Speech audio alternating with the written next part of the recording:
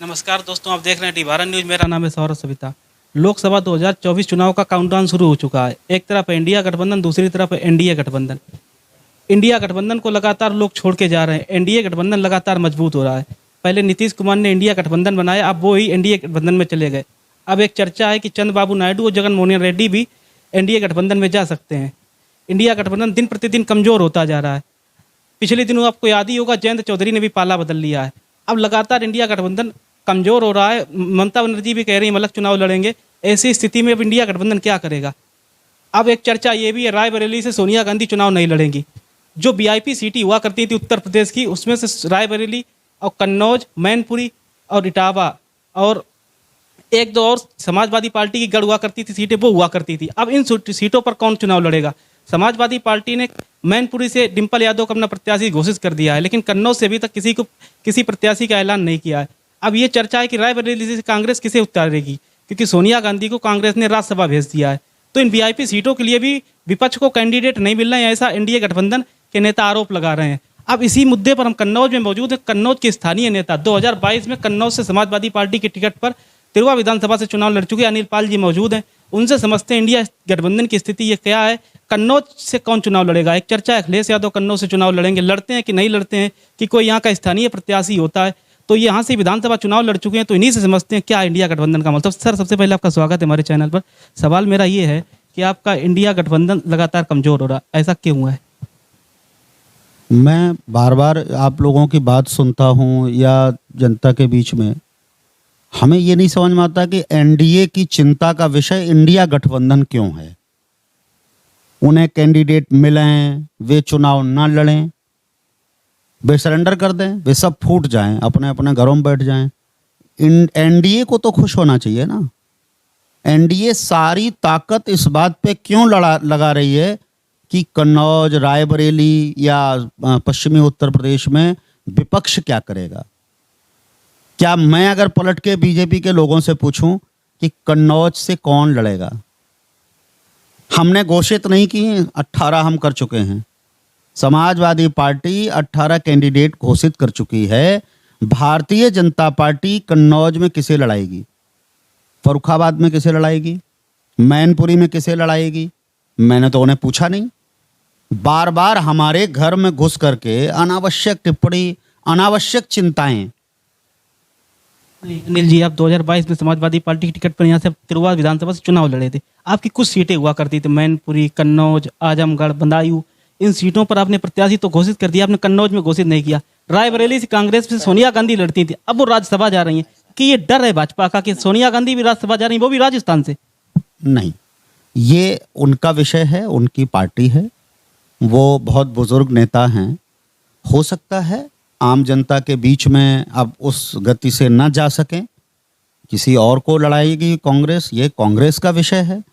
हमारे कन्नौज का विषय तो सिर्फ इतना है कि साइकिल चुनाव लड़ेगी। जो कैंडिडेट होगा वो बिना माननीय अखिलेश यादव जी के कैसे चुनाव लड़ेगा?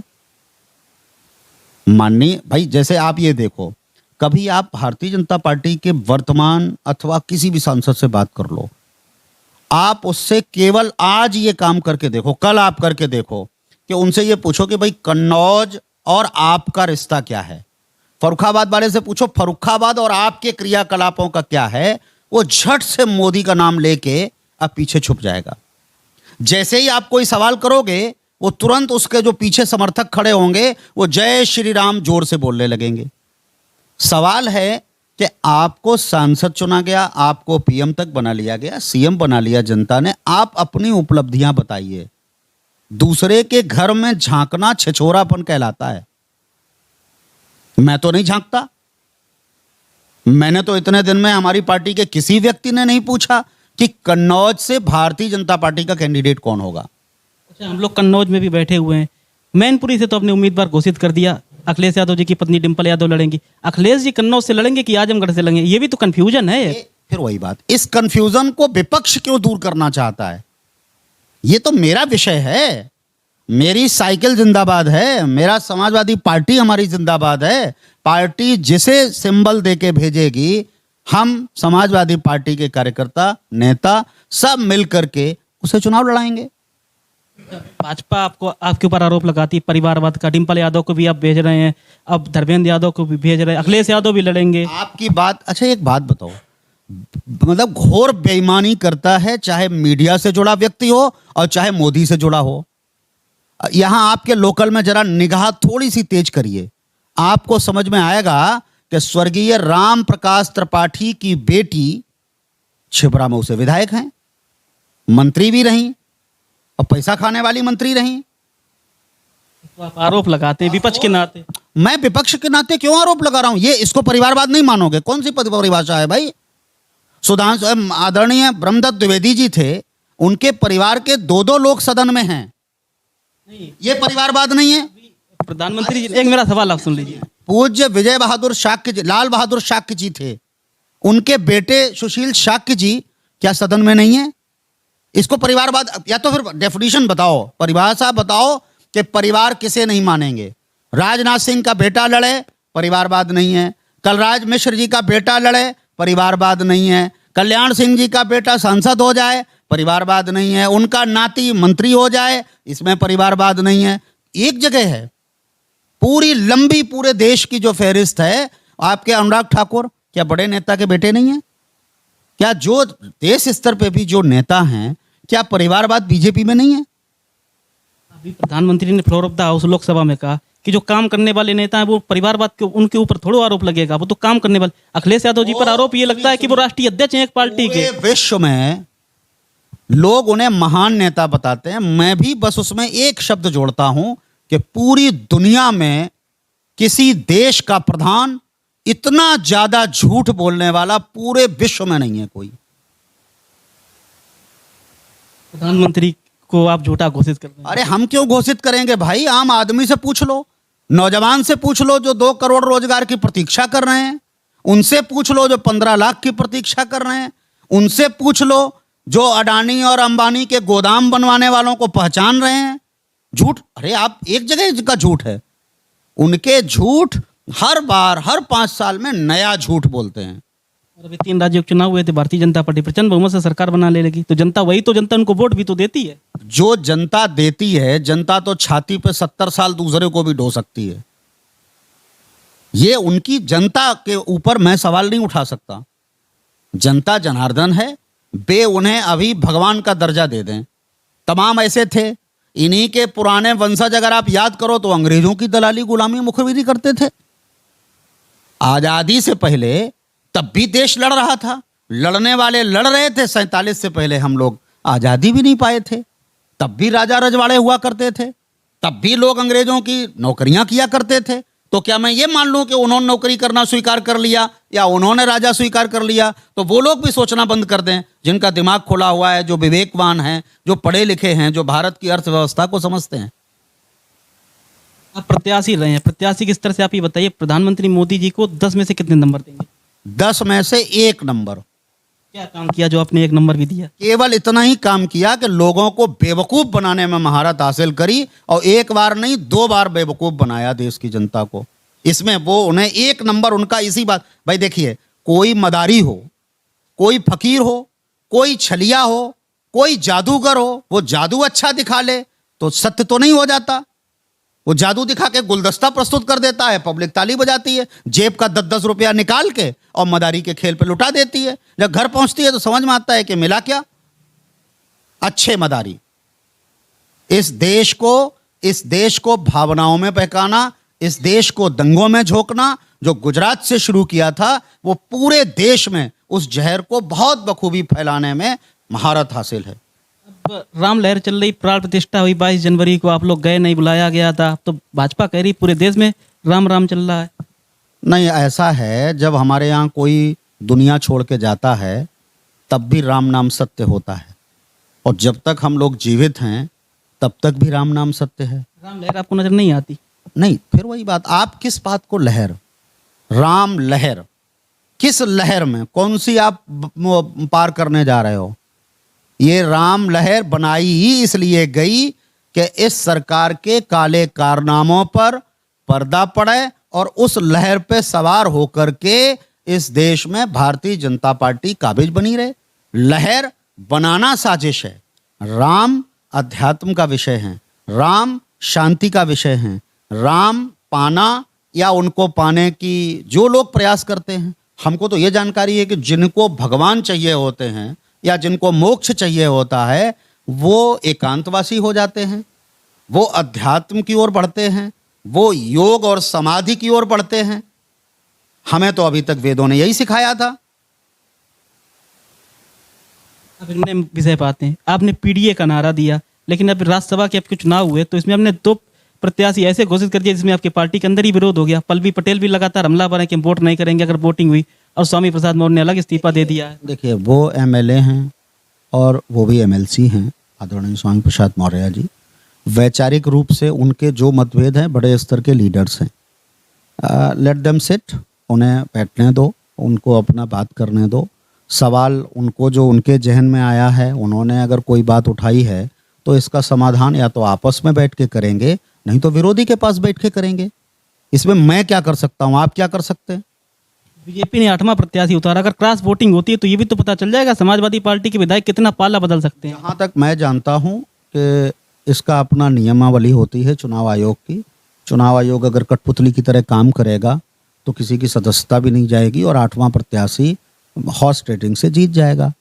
आप भी जानते हो, सब जानते हैं कि खरीद फरोख्त होगी, फिर तभी तो संभव है। जब कानून परमिशन दे रहा है, निश्चित संख्या के वोटों पर राज्यसभा जाना है, प्रतिनिधित्व होना है, अगर 8वां उतारा है, इसका मतलब ही है कि उनके नियत में सदैव इस बात का खोट होता है, इसको तोड़ो उसको फोड़ो, अपना घर जो न बसा पाए और दूसरे का घर फोड़ो। क्या पीडीए जोड़ पा रहे हैं? हम पीडीए लेकर के चल रहे हैं। पीड़ित को, पिछड़ों को हम जोड़ने की कोशिश कर रहे हैं, दलितों, दीन दुखियों को जोड़ने की कोशिश कर रहे हैं, अल्पसंख्यकों, आदिवासियों और आदि आबादी को जोड़ने की कोशिश कर रहे हैं। देखते हैं, हम 85% के हकों के लिए, उनकी जो मारामारी हो रही है, जो उनका आरक्षण छीना जा रहा है, उसकी लड़ाई लड़ने के लिए हम लोग तैयारी कर रहे हैं। लोगों तक अपनी बात रखेंगे, उन्हें समझाएंगे और हमें पूरा भरोसा है।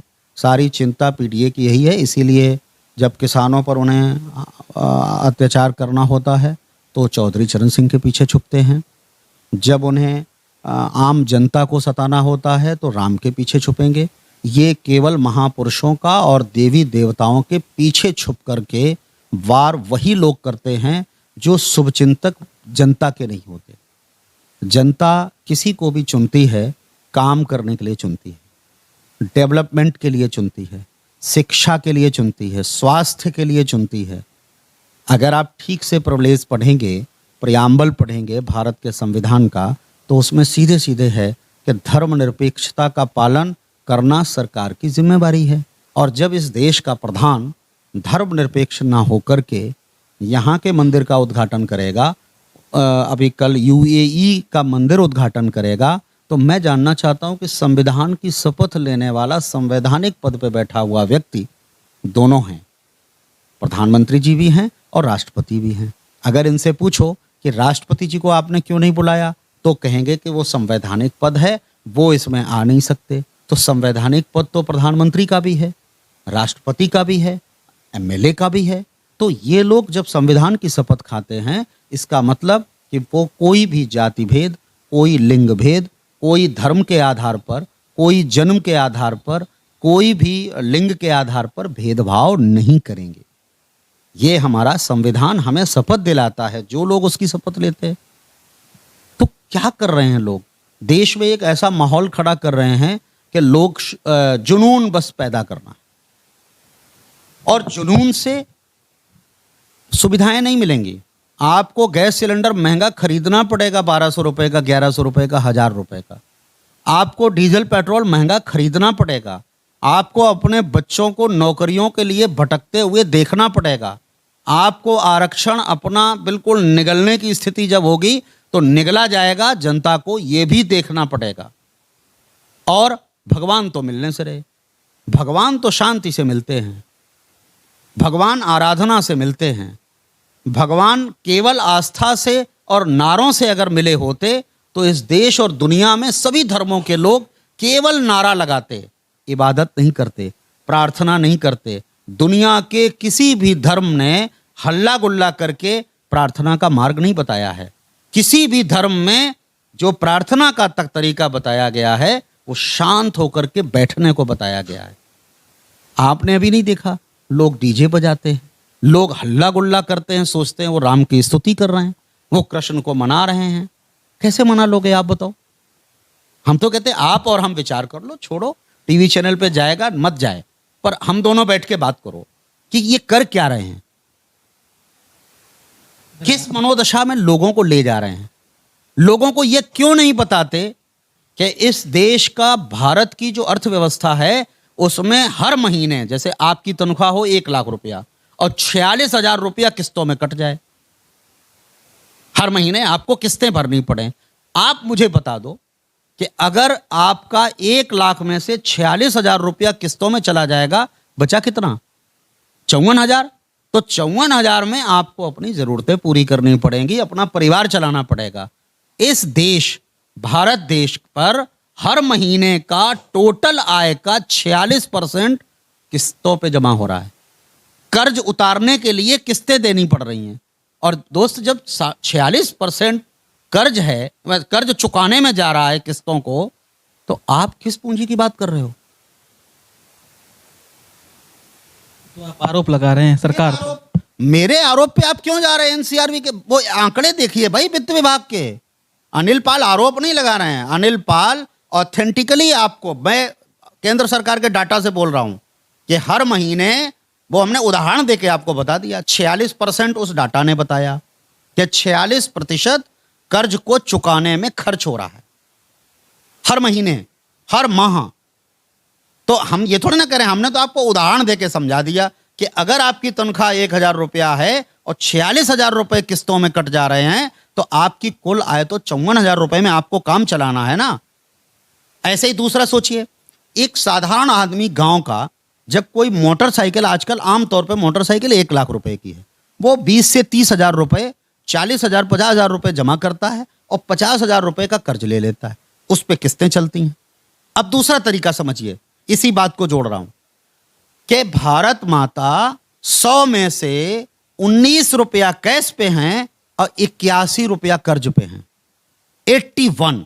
इसका मतलब कि आम आदमी की मोटरसाइकिल से आप तुलना करो कि 1 लाख में से उसने 19,000 रुपया जमा किया हुआ है और 81,000 रुपए कर्ज ले रखा है।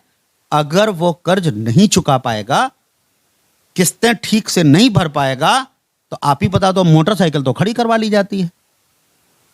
ये तो पहले से भी चल रहा, पहले की सरकारों में भी तो यही नियम थे। ये अकेला सुनिए, यहां भी सुनिए, 22 से 25% था।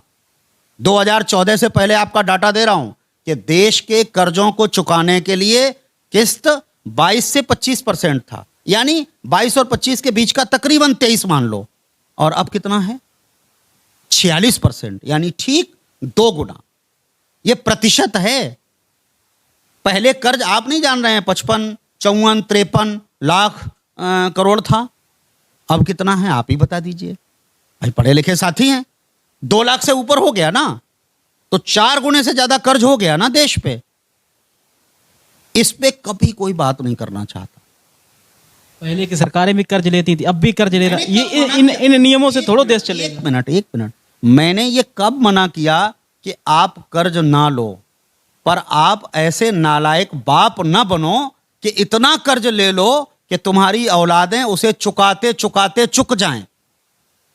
लिया भारत सरकार ने, पूरे कोई भी देश लेता है, कोई परिवार कर्ज लेता है। पर जरा सोचिए कि आपकी तनख्वाह अगर 1 लाख रुपया है, आप 80,000 रुपए कर्ज ले लोगे, मतलब हर महीने आप 80,000 उसमें दे दोगे, परिवार कैसे चलाओगे? देश कैसे चलाओगे? अच्छा चलिए, एक भाजपा अपना नारा दे रही है, मिशन 80। क्या लगता है 80 सीटें भाजपा जीत लेगी? हाँ, उनकी ईवीएम जिंदाबाद, उनके फर्जी नारे जिंदाबाद। तेलंगाना में आपका इंडिया गठबंधन जीता, तब वहां ईवीएम ठीक थी। उनके झूठे वादे जिंदाबाद, उनका गुमराहियत का नारा और उनकी जो वृत्तियां हैं वो जिंदाबाद।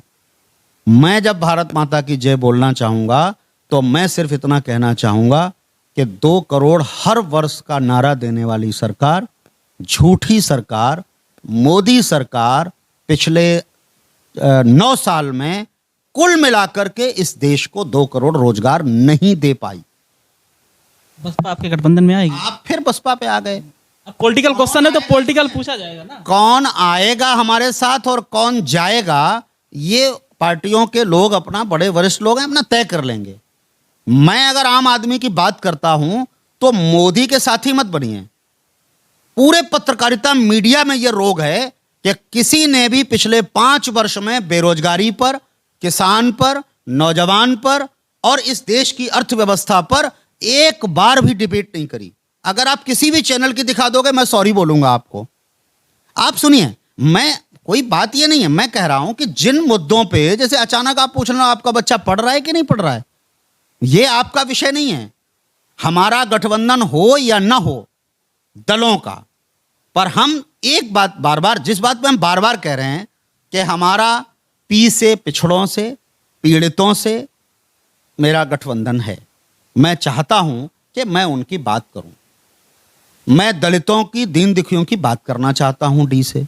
मैं ए से अल्पसंख्यकों की, आदिवासियों की और आधी आबादी की बात करना चाहता हूं। और जब ये पीडीए मिलता है तो हम 85% लोगों की बात करना चाहते हैं। कल मैं एक चैनल पे था, वहाँ पर यहाँ कन्नौज के सांसद सुब्रत पाठक जी, मैं बहुत विनम्रता से आपके माध्यम से उन्हें कहना चाहता हूँ कि इस देश की आवाम को गाली देना बंद करिए। आप बहुत बड़बोले हैं।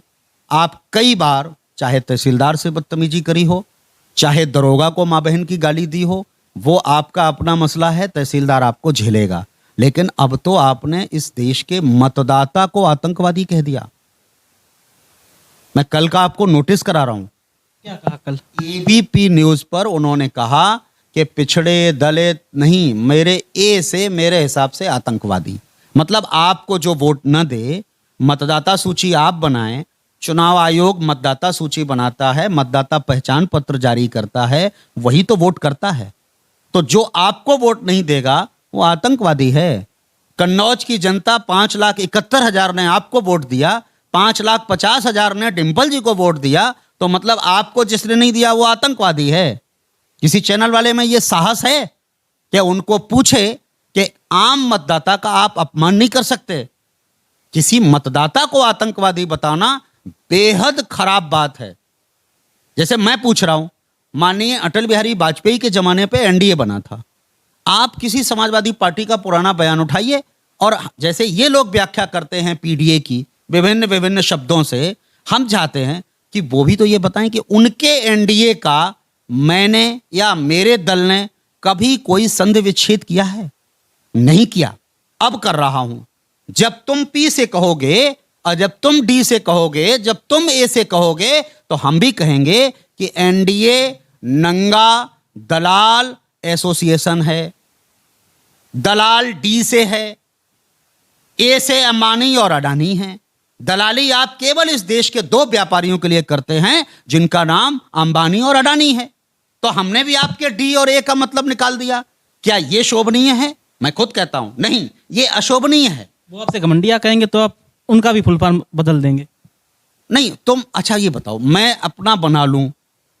आप तो इस बात पे उतारू हो गए कि पहले हमने इंडिया बनाया तो इतनी अहंकारी सत्ता है, उन्होंने इंडिया शब्द को भारत के संविधान से हटाने की योजना बना ली।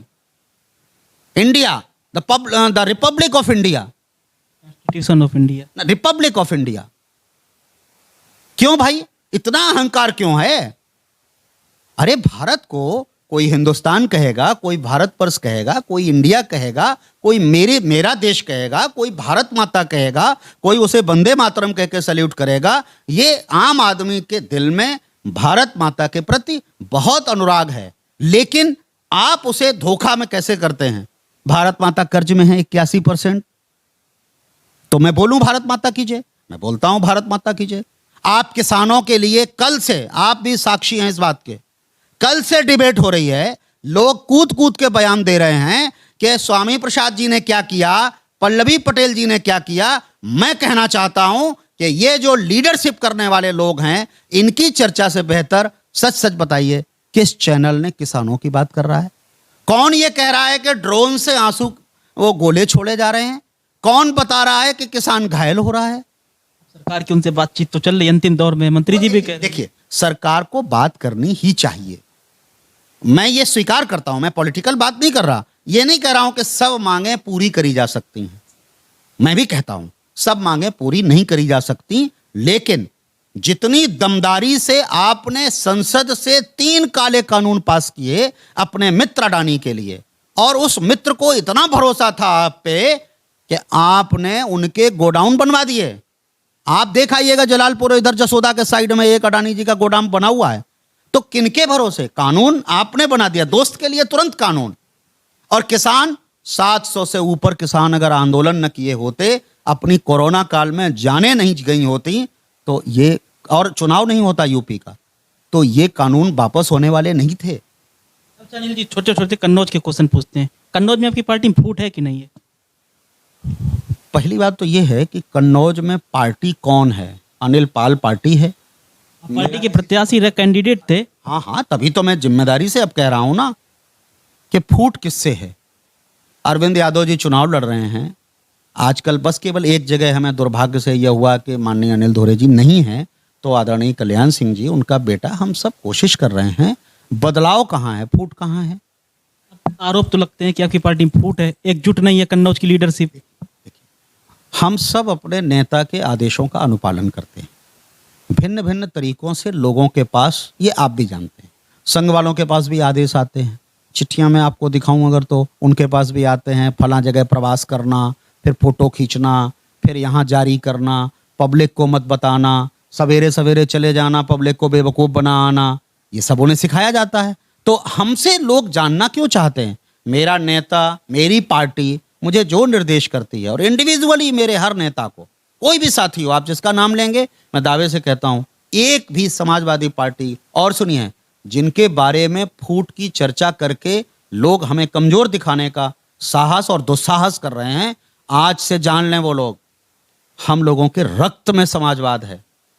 और जब हमारे रक्त में समाजवाद है तो समाजवादी जूझ के लड़ेंगे, मिलके लड़ेंगे, और पूरी दमदारी से लड़ेंगे। आप देख लेना, एक भी व्यक्ति मेरे परिवार का विरोधी विचारधारा भारतीय जनता पार्टी, आरएसएस के साथ अगर कभी आपको दिख जाए तो हम तो आपको मुंह ना दिखाएंगे कभी। कोई भी साथी, यह भी एक बड़ी साजिश है। वहां भी हमारी पार्टी, हो सकता है हमारी पार्टी में कुछ लोग ऐसे हों जो जबरदस्ती हमारे बीच में फूट को दिखावा करते हों, हो सकता है भाजपा के एजेंट हों, हो सकता है हमारी मूल विचारधारा और समाजवाद को मानने वालों को आपस में मतभेद करा करके, मनभेद करा करके और कोई बात करते हो। क्या मेरे किसी नेता ने अधिकृत स्टेटमेंट दिया? मैं आपसे पूछ रहा हूं। पर्सनली आप जाइए, जिनका आपने नाम लिया उनसे बात करिए। पर्सनली आप उन लोगों से जाइए जो गुटबाजी, जिनको आपको लगता हो, अगर आपको यह लगता हो कि अनिल पाल भी गुटबाजी में, कभी आपके मन को यह लगा हो, बतौर पत्रकार साथी, तिरवाही आप रहते हैं, पड़ोसी हैं हमारे, अगर आपको सच में लगा हो कि अनिल पाल गुटबाजी में कभी ना कभी लिप्त रहते हैं, वाणी